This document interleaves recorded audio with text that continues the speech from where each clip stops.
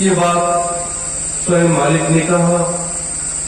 दूसरी बात क्या है, आज जितने भी लोग इधर उधर अपने अपने कामों को, जिम्मेदारियों को संभाल रहे हैं, वही लोग प्रभु स्वामी जी महाराज जब हम आपके बीच में थे, लोग कहते थे कि सूरज चाहे पूरब से पश्चिम निकलने लगे, लेकिन स्वामी जी महाराज की एक भी बात झूठी नहीं हो। आज क्या हो गया,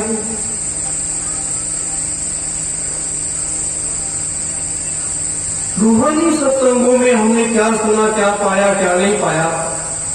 एक बात सबसे बड़ी बात है, आप लोग ये समझ लीजिए, हम आप साधारण इंसान हैं, हमारे आपके श्वासों की पूंजी निर्धारित है। जिस दिन उस श्वासों की पूंजी खत्म हो जाएगी, ये जीवात्मा निकल करके अपने असली घर को चली जाएगी और ये हाड़ मांस का शरीर जो है घर परिवार के लोग ले जाकर के शमशान घाट पर जला करके खाक करते। लेकिन इसी मनुष्य शरीर में बैठी हुई जीवात्मा, अगर आप संकल्प कर लें कि मुझे इस पृथ्वी पर 1000 वर्ष रहना है, तो ऐसे ऐसे मंत्र हैं, उनको आप सिद्ध कर लीजिए, अपने को साध लीजिए, आप 1000 वर्ष इस पृथ्वी पर रह सकते हैं। और जो पूर्ण संत होते हैं, जब इस मृतलोक में आते हैं, उनके श्वासों की पूंजी का निर्धारण नहीं होता है, उनके श्वासों की पूंजी का निर्धारण होता ही नहीं है। वो जब तक चाहते हैं इस पृथ्वी पर रहते हैं, और जब उनकी मौज होती है, इच्छा होती है कि अब यहां से चला जाए और दूसरे को मौका दिया जाए, तो वो फिर यह शरीर छोड़कर के चले जाते। ये पहली बात है। मेरे धर्म प्रेमी गुरु भाई बहनों,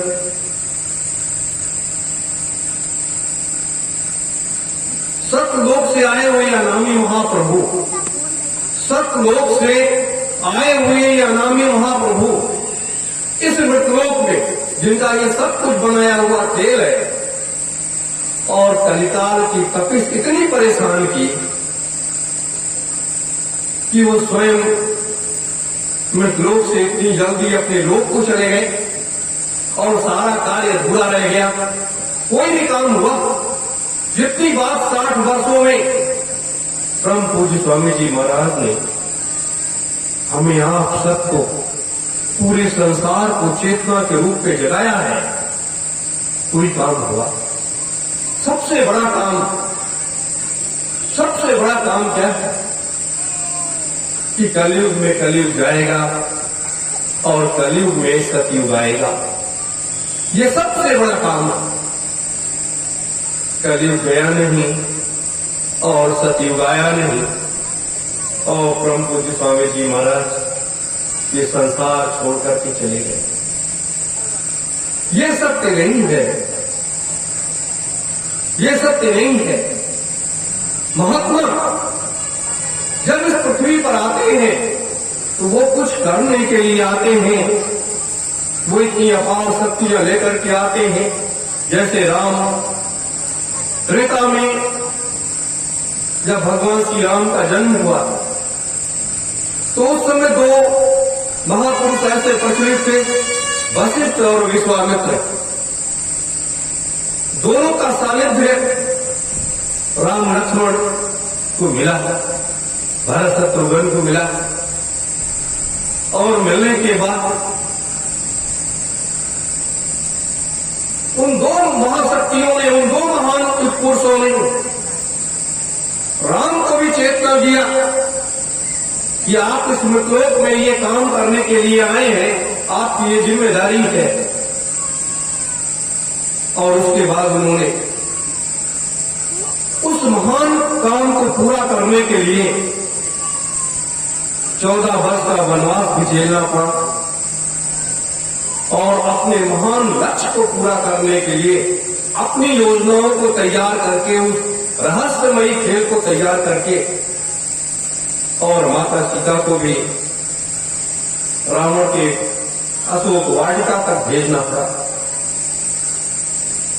तो इस रहस्यमय खेल को समझो तो, और बिना शक्ति के, बिना ताकत के युग का परिवर्तन नहीं होता। देश तो जीते जा सकते हैं, देश पर कब्जा किया जा सकता है, लेकिन युग का परिवर्तन जब होता है या पूरे संसार की व्यवस्था बदलती है, तो सबसे पहले ताकत जरूरत पड़ती है उन आध्यात्मिक शक्तियों की, जिसको भगवान श्री राम ने जा जा करके संत महात्माओं से मिल करके उसको प्राप्त किया था। आज परम पूज्य स्वामी जी महाराज का जो लक्ष्य है, जो संकल्प है उनका, जो इतना बड़ा कार्य है, हमारे आपके बीच से एक योजनाबद्ध तरीके से एक उस अपने महान संकल्प को पूरा करने के लिए, अपने महान संकल्प को पूरा करने के लिए हमारे आपके बीच से इस तरीके से निकल गए कि जाकर के सिद्ध आश्रम में बैठ गए। सिद्ध आश्रम में मैं 3 बार गया हूं और वहां हर युगों के महात्मा, हर युगों के महात्मा, 3000 महात्मा आज भी बैठे हुए हैं। 3000 महात्मा आज भी बैठे हुए हैं। अब 3000 महात्माओं की शक्ति को एकत्रित करना और इतनी बड़ी व्यवस्था को बदलना, ये बहुत बड़ा काम है। मेरे गुरु भाई बहन, हमें इसके और पीछे चलना पड़ेगा, सतयुग में चलना पड़ेगा। मैं आपको इसलिए आपको बता रहा हूं, सतयुग में जब माता अहिल्या इंद्र ने छल किया तो क्या हुआ?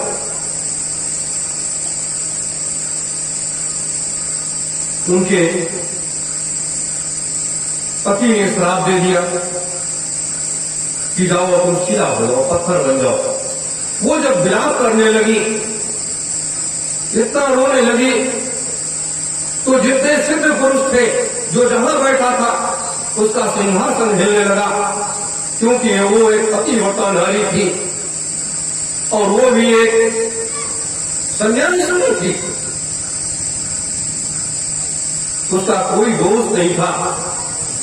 लेकिन सतयुग की व्यवस्था उस समय हुई और उसके बाद आज ये कलयुग चल रहा है। वहां का अधूरा कार्य आज इस सतयुग में पूरा करने की व्यवस्था हो रही है। तो जब सैकड़ों महात्मा वहां पहुंच गए और पहुंच जाने के बाद उन्होंने बहुत अनुनय विनय किया कि ऋषिवर, आप अपने श्राप को वापस ले लीजिए। लेकिन ऋषि ने कहा, नहीं, मैं अपने इस श्राप को वापस नहीं ले सकता। सारे महात्मा परेशान हो गए कि अब क्या किया जाए। ब्रह्मा जी के पास गए। ब्रह्मा जी ने कहा, इसका उपाय मेरे पास नहीं है, मैं कुछ नहीं कर सकता। फिर ब्रह्मा जी भगवान विष्णु के पास, सारे महात्मा और ब्रह्मा जी भगवान विष्णु के पास गए। उन्होंने भी मना कर दिया, मेरे पास इसका उपाय नहीं है। फिर सारे लोग जाकर के भगवान शिव के पास गए, उनसे अनुनय विनय किया। उन्होंने भी कह दिया कि मेरे पास इसका कोई उपाय नहीं है, लेकिन एक रास्ता है। रास्ता क्या है?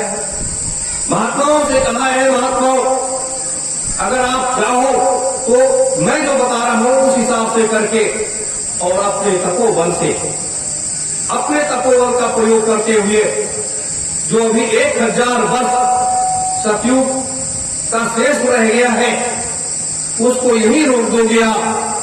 और जो द्वापर आएगा, द्वापर ना करके वो त्रेता आएगा, और जब त्रेता आएगा तो त्रेता में भगवान राम का जन्म होगा और उस योजना के तहत इस देवी का उद्धार भी हो जाएगा और समय भी बहुत जल्दी आ जाएगा। ये सारा कार्य जो भगवान शिव ने बताया, महात्माओं ने अपने तपोबल का प्रयोग किया और सतयुग को वही रोक दिया गया और 1000 वर्ष जो शेष था उसको कलयुग में जोड़ दिया गया। कि जब कलयुग 5000 वर्ष के ऊपर अपना काम कार्यकाल पूरा कर लेगा तब उसको 1000 वर्ष का हिस्सा दे दिया जाएगा। ये व्यवस्था की गई। अब आप बताइए, तो ऋषियों में, महात्मा संत महात्माओं में बहुत बड़ी ताकत होती है, ऐसे नहीं होती है। तो वो 1000 वर्ष जो शेष रह गया, परम पूज्य स्वामी जी महाराज ने जब इस मृतलोक से आए, उन्होंने प्रचार कराया कि कलयुग में कलयुग जाएगा और 1000 वर्ष के लिए सतयुग आएगा। वो उस समय का था।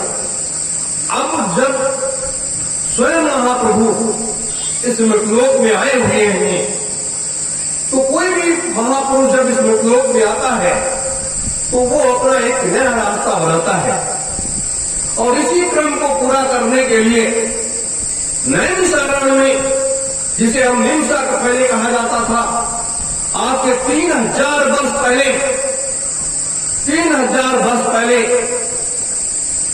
ब्रह्मा विष्णु महेश और समस्त देवी देवताओं में एक चर्चा हुई, विचार गोष्ठी हुई कि आगे जो कलिकाल आ रहा है, कितना भयानक कलयुग आ रहा है और उसके लिए क्या किया जाएगा। ये विचार विमर्श करने के बाद भगवान शिव को ये जिम्मेदारी दे दी गई कि आप जो है वहां पर 88,000 घरों से एक एक बच्चे की व्यवस्था करिए और उनको ऋषि पुत्र बना करके उनको आप नामदान लेंगे, नामदान दे करके और उनसे कठोर तप कराइए, क्योंकि जब भयानक कलिकाल आएगा तो समय इस तरीके से त्यागी तपस्वी व्यक्ति नहीं मिलेंगे, सबके आचरण दूषित होंगे, सबका खान पान दूषित होगा, सबका रहन सहन विकृत हो जाएगा और लोग साधना के पथ पर वो नहीं होंगे। तो ऐसी स्थिति में इस व्यवस्था को, क्योंकि मृतलोक की व्यवस्था को बचाए रखने के लिए ये तप आवश्यक है।